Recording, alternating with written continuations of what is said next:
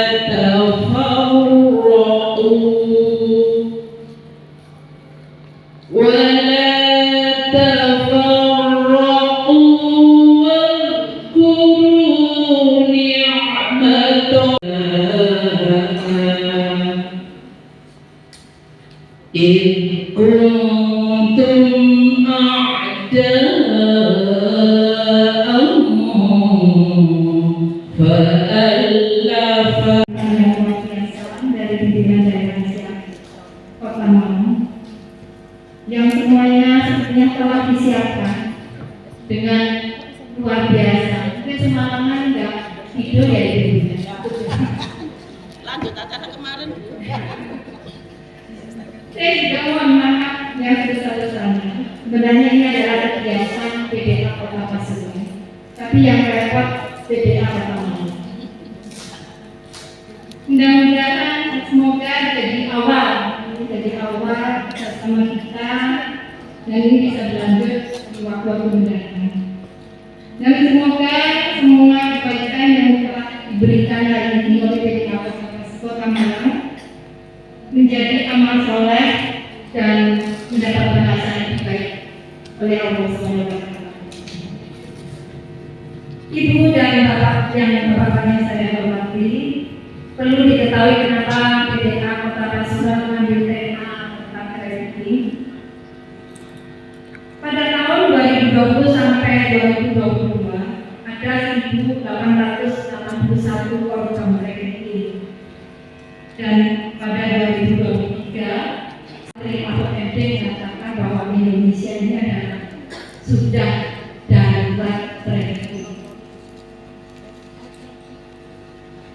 Dalam berbagai modus operandi trafficking ini terjadi di Indonesia, seperti contohnya melakukan scamming, perjudian online, dan kemudian prostitusi dan perdagangan organ manusia. Saya mengharapkan nantinya dari studi tiru yang kita dapatkan hari ini bisa bermanfaat pada PDA Kota Pasuruan, terutama Majelis Hukum dan HAM, sehingga kedepannya ada langkah-langkah konkret untuk memberikan layanan, karena Kota Pasuruan itu adalah kota transit di mana kita dekat dengan Kabupaten Pasuruan, Kota Surabaya, Kota Malang, di mana terjadinya trafficking melalui kota-kota besar seperti itu. Sekali lagi saya mengucapkan terima kasih karena saya dibatasi oleh waktu hanya 5 menit karena kita akan panjang lebar untuk diskusi masalah trafficking. Jadi saya mengucapkan terima kasih pada kepada semua Kota Malang. Saya juga mohon maaf bila sahabat saya, Ketua PDA Sabasuan, Bu Emilia Kontesa. Enggak, saya dokter hewan. Aku ya hewan, dokter hewan terus kemudian mendapatkan orang-orang cerai di pengadilan. Saya bilang, kamu tak bisa mendapatkan binatang yang berkelahi. PDA Kota Malang, ternyata gitu ya. Yang saya tanyakan, Bu Emi sudah punya LKPH. Jadi nanti sebenarnya yang perlu pertama itu digali bagaimana cara mendirikan LKPH. Setelah mendirikan LKPH, kita harus tahu apakah kita punya sumber daya. Sumber dayanya itu dari apa? Sumber daya itu LKPH itu kan menyelesaikan perkara-perkara baik non-litigasi maupun litigasi. Non-litigasi itu dibuat pengadilan, litigasi itu di pengadilan. Itu bagi tahun listrik, tahun duafa. Jadi mereka yang sudah bayar sopo, yang bayar itu Menkumham. Jadi meskipun nanti kita itu punya LKPH membeda tahun duafa, itu aturannya tetap dapat bayaran jangan kalah. Tapi turun titik rendah, titik nanti moralnya wajar tidak punya orang dijual, ya pembunuhan marah, adik marah, suami dulu, istri dulu, istri anak dulu, bapak. Kita sekarang kan sudah menerus kita. Itu tugasnya ibu-ibu Aisyah itu amat maklum nahi munkar, memberikan penyuluhan dakwah untuk satu undang-undang kepada muslimat. Satu memajukan itu ya dengan memajukan itu memajukan pola pikir.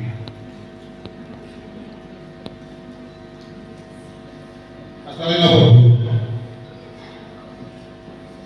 Surabaya sama nih kok Kalimantan ini, menurut tinggal terutama di dunia malam di Muhammad. Saya sering kan ada Sidoarjo, kita wonten malam di kakak. Jadi ibu Aisyah menikah sampun sesuai aturan hukum melindungi memajukan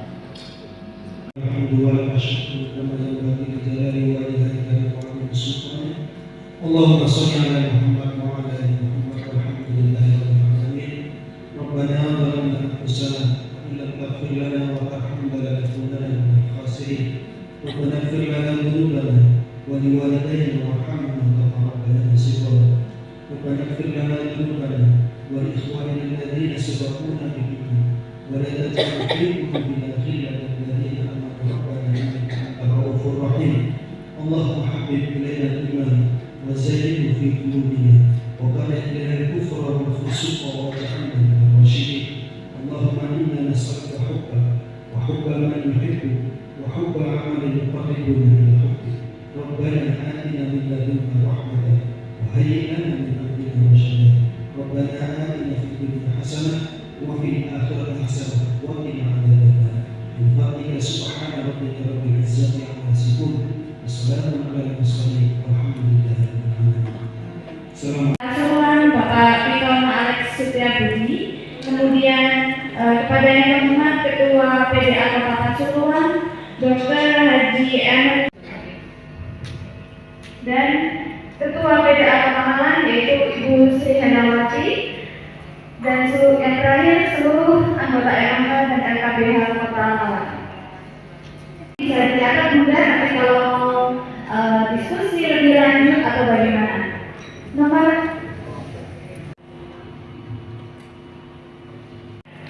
S2-nya di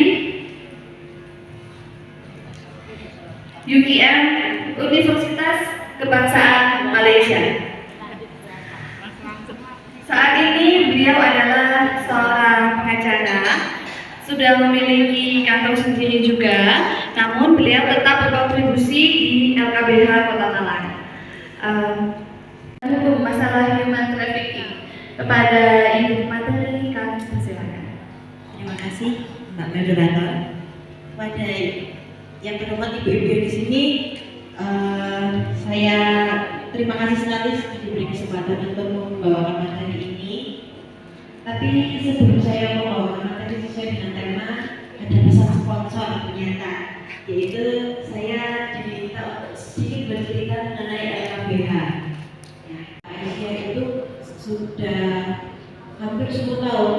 Ingat saya bergabung tahun 2013 dan sekarang sudah tahun 2023, sehingga hampir 10 tahun saya ada di LKBH Kota Malang ini. Kalau disuruh menceritakan bagaimana rasanya, wah benar-benar kita bertiga berjuang untuk menyusun berkas gimana caranya biar bisa lolos untuk akreditasi tahun berikutnya dan juga lolos untuk reimbursement dana dan sebagainya. Nanti yaitu tanggal 11 November tahun 2011. Jadi itu tanggalnya nggak pernah sih lupakan karena tanggal yang cantik. Awalnya itu harus kita tangani secara cuma-cuma. Jadi untuk awal memang kita agak bahasa Malangannya agak bodoh dewe. Itu untuk kasus-kasus untuk tahun pertama. Dan juga ada kegiatan-kegiatan juga yang perlu dikerjakan dalam 1 tahun itu, yaitu ada penyuluhan, ada pemberdayaan masyarakat, ada konsultasi hukum. Jadi ada sebenarnya ada 6 kegiatan, cuma yang waktu itu diwajibkan yang 4 ini. Ada penelitian hukum juga kalau memungkinkan, misalkan jenengan ada yang akademisi itu juga bisa mengajukan penelitian hukum terkait dengan yang pelayanan masyarakatnya seperti itu. Nah itu, jadi setelah 1 tahun KBH beroperasi secara mandiri. Setelah itu kita mengajukan ke Kementerian Hukum dan HAM Kanwil Surabaya, Kanwil Jawa Timur yang ada di Surabaya. Nah di situ kita mengajukan, kita penuhi persyaratan-persyaratannya termasuk legalitasnya. Kalau legalitas kan untuk mengambil kesehatan sudah ada ya sejak 1 di ada bukunya itu kalau saya pernah itu buku mengenai pendirian yayasan seperti itu, apa namanya, sarana itu juga harus diperjelas. Itu nanti akan ditanyakan dana-dananya. Terus juga untuk jajaran kerja. Tapi kami di sini alhamdulillah hingga saat ini kita sudah memiliki 12 advokat. Lalu kemudian kalau nggak salah ini, nah mereka kan datang ke sini untuk betul lah, betul ada kantornya di sini. Nah itu mereka meminta beberapa indikasi bahwa ini benar-benar kantornya. Biasanya mereka meminta ada papan nama atau ada banner yang tertera di depan bangunan bahwa memang benar-benar ada kantor ini di sini. Lalu mereka meminta sarana-sarananya diperlihatkan seperti ya kantor, meja, komputer dan sebagainya, itu juga diperlihatkan kepada mereka. Itu. Untuk penanganan perkara kita juga akan semakin meningkat juga akreditasinya. Tapi akreditasi ini memang bukan sesuatu yang permanen ya. Jadi kalau kita cerita-cerita dulu kita kalau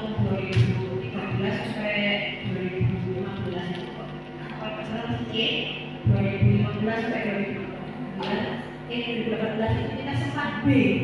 Waduh, dan menurut kami banyak uang sekali, tapi ternyata karena 2018 sudah mulai terlena turun lagi. Tapi kita sedang usahakan kembali ke B. Karena kemarin itu tahun 2018 kita ada sedikit kesalahan karena beberapa itu menjadi online. Kita yang kurang paham mengenai online itu jadi apa ya, agak kasarnya dalam melaporkan laporan sehingga agak terlambat. Nah itu akibatnya kita menjadi organisasi untuk LKBHPDN dikoordinatori oleh ini ada di sini sebagai senior kami, sebagai motivator kami juga. Jadi kalau kami kadang-kadang mbak semangat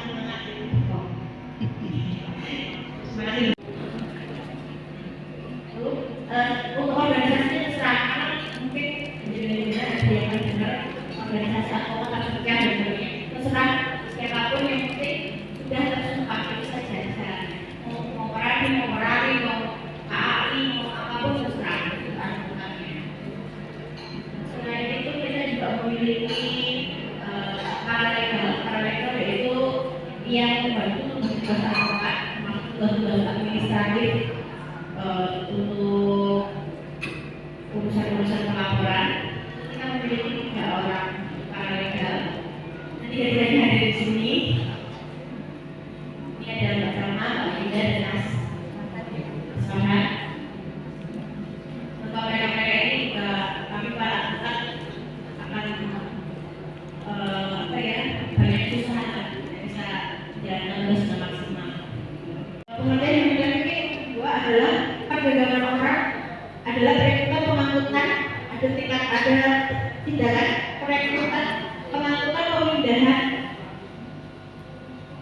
penyembunyian atau penerimaan orang dengan paksa, penipuan atau penipuan dengan tujuan untuk memanfaatkan mereka untuk mendapatkan keuntungan. Jadi ada tahapan-tahapan pergerakannya, yaitu yang pertama pengangkutan, pemindahan, penyembunyian, biasanya yang dilakukan secara sembunyi atau bahkan mereka disekap dalam satu tempat tertentu. Penerimaan orang, yaitu orang yang menerima, dan juga penipuan-penipuan lainnya yang semuanya itu ditujukan untuk mendapatkan keuntungan semata. Oke, selanjutnya dasar hukum libertas ini tinggal dengan baca saja, tidak perlu saya jadikan satu pasalnya. Nah, masuk ke pidana diatur di dalam KUHP, tapi karena ini adalah tindak pidana yang khusus, yang luar biasa ya, karena melibatkan banyak orang, melibatkan banyak pihak baik dari dalam dan luar negara, maka oleh negara diberi predikat sebagai tindak pidana khusus, sehingga pengawasannya juga, penanganannya pun juga khusus, lebih diperhatikan dan lebih diberikan ahli di dalam menanganinya. Jadi kayak polisi yang menangani human itu bukan level ecek-ecek lah biasanya, tapi diberikan langsung level yang memang sudah memahami modus-modus mengenai human trafficking ini, dan biasanya juga memahami sedikit-sedikit mengenai hukum internasionalnya juga. Oke, selanjutnya tahun 2007 tentang pemberantasan tindak pidana perdagangan orang, dan juga Undang-Undang Nomor 23 Tahun 2002 tentang perlindungan anak, dan juga kalau nggak salah ada lagi jenis pemperdagangan manusia, jual beli manusia berdasarkan tujuan pengirimannya. Yang pertama, jual beli manusia yang dilakukan antar negara atau internasional melewati batas negara. Tentunya jual beli manusia yang melewati batas negara ini paling banyak terjadi di batas-batas negara kita, perbatasan negara kita, yaitu tetangga-tetangga kita terdekat. Di atas kita punya Malaysia, ada Brunei Darussalam, ada Filipina, lalu di samping sebelah timur kita punya Papua Nugini. Tapi kalau kita menjual orang ke Papua Nugini itu kurang banyak kasusnya, mungkin memang pasarnya juga tidak terlalu bagus ya. Menerima aduan dari seorang suami, sebut saja namanya Bapak A. Bapak A ini tahu-tahu dia merencanakan dengan istrinya ingin bekerja di luar negeri, karena bekerja di desanya sendiri itu merasa kurang bisa menunjang secara ekonomi, sehingga mereka merasa ya lebih baik kita berdua bekerja di luar negeri. Kenapa kok berdua? Karena mereka berdua ini akhirnya mau nggak mau kita meminta bantuan dari beberapa instansi terkait, termasuk dari polisi membantu dengan Interpol juga, dan meminta dari kedutaan jaringan kedutaan juga. Di situ kemudian 1 bulan kemudian, April pun juga sudah April akhir-akhir itu kami mendapatkan kabar si istri ini ada di Dubai, masuk di rumah aman atau rumah perlindungan dari KJRI di Dubai, KBRI di Dubai, dengan hanya memegang visa sosial visit atau visa tamasya saja, visa pariwisata saja. Dia tidak memegang visa kerja. Jadi ceritanya karena di Dubai si istri ini mulai curiga sesuatu yang aneh, dia lari dari airport. Minta tolong orang, ceritanya panjang, jadi dia bisa diselamatkan di kedutaan Republik Indonesia di Dubai. Gitu. Nah, karena sudah sebulan yang di Malang kan juga sudah kami bantu untuk melakukan pelaporan ke kepolisian gitu. Nah, si petugas lapangan itu, si maklar itu juga sudah ditahan karena ini tidak pidana yang pidananya di atas 4 tahun sehingga bisa ditahan. Sudah ditahan. Mendengar laporan ada cerita di Dubai itu, dan si petugas lapangan ini juga sudah ketakutan sekali karena dia takut dipidana yang lebih tinggi lagi kan, ditakutnya nanti apa, itu perlu ditanyakan. Rumah tangga atau di kedai atau di kantor itu harus jelas, karena nanti ngomongnya di rumah tangga atau dilempar ke tengah hutan, atau yang lebih buruk lagi ngomongnya rumah tangga tapi ternyata dilempar ke diskotik. Nah itu kan yang lebih kasihan. Ngomong-ngomong tentang diskotik, saya akan memberikan kasus yang kedua. Ini baru terjadi tahun lalu, masih geres banget. Jadi ceritanya itu ada seorang tukang bakso. Nah, jadi ceritanya berawal dari seorang tukang bakso yang enak-enak makan di pangkalan ojek terdekat di desanya, di suatu desa di Kabupaten Malang. Tahu-tahu didatengin oleh seseorang lah, yang kayaknya seorang kota banget lah, punya mobil, bajunya hem, celananya kain, sepatunya pantofel lancip gitu. Nah orang desa kalau ketemu orang kayak gitu kan ya ge gitu kan. Nah kemudian si orang kota itu tadi bilang, Pak, di sini 4 juta di Indomaret tadi habis mungkin dia, tapi kalau di desa 4 juta itu nilai yang fantastis gitu. Nah garis bawahi di situ. Nah ternyata setelah komunikasi sama responden-respondennya di Facebook itu yang membantu memviralkan itu, ada yang korbannya. Jadi dia seminggu ikut bapaknya itu wirawiri, minggu depannya masuk di asrama, diajari sama mami-mami, minggu depannya lagi sudah dijual di diskotik. Alhamdulillahnya kasus ini kami istilahnya kami tangkap anaknya ini, kami repost di hari ketiga, jadi masih belum sampai di apa-apain lah, paling hanya diajarin untuk bertingkah seksi saja, misalnya gitu, tapi belum sampai diapa-apain. Nah, monggo Bunda yang mau tanya tentang FKBH gimana? Saya mewakili dari pimpinan daerah Asia Kota Bunga.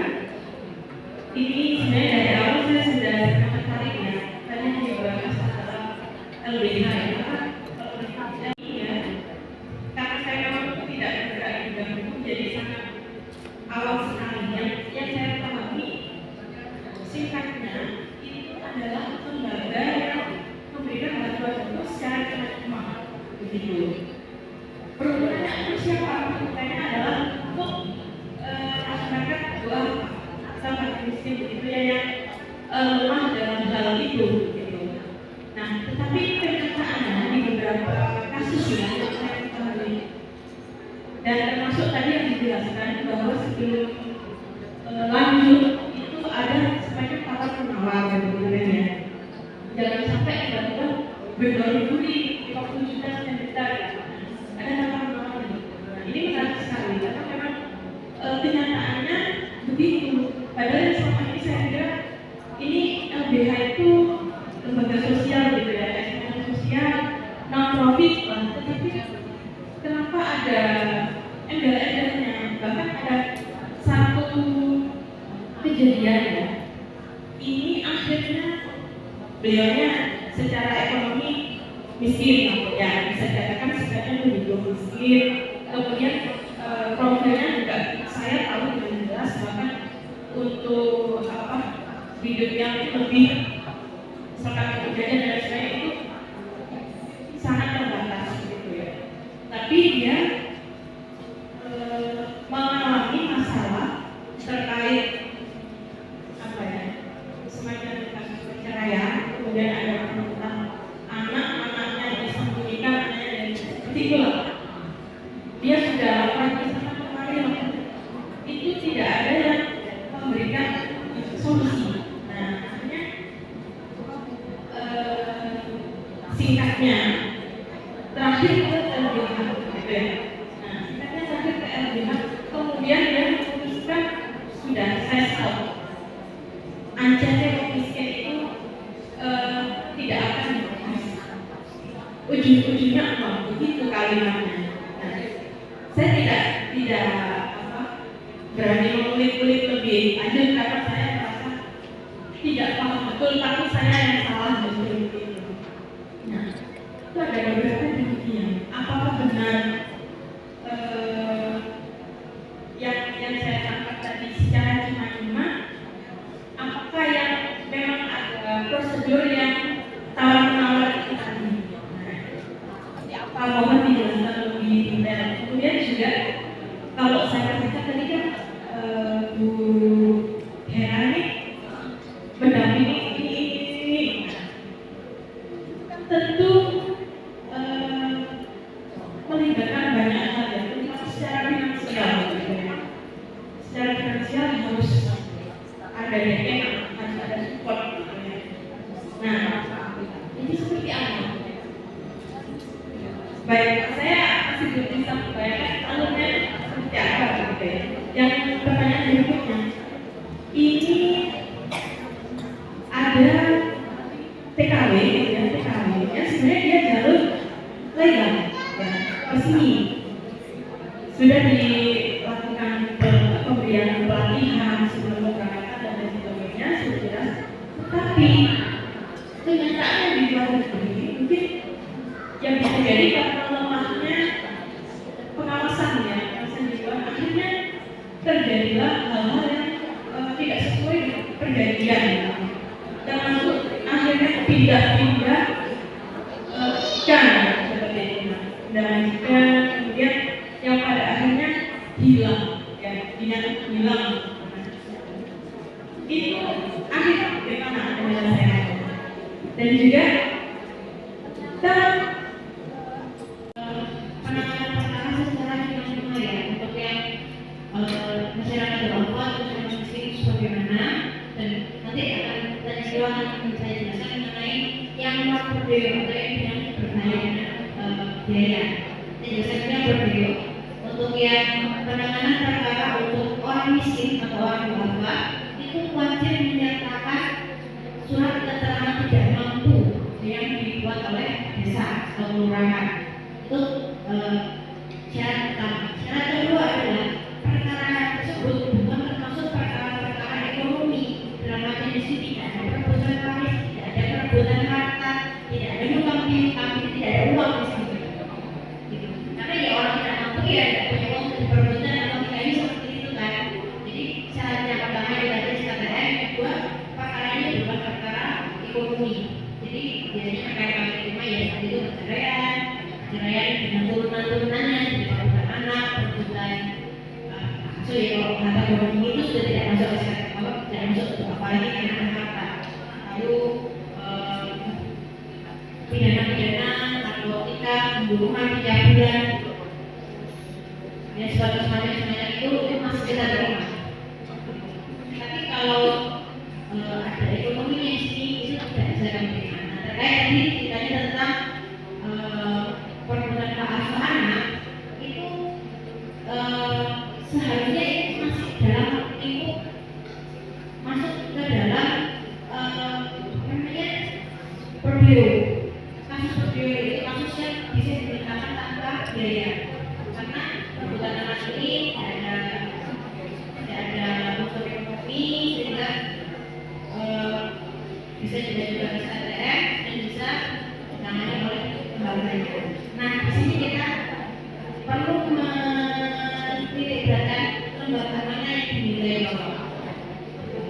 Kalau lembaga-lembaga yang sudah terakreditasi oleh Kementerian Hukum dan HAM, insya Allah seharusnya dia tidak meminta bayaran apa-apa.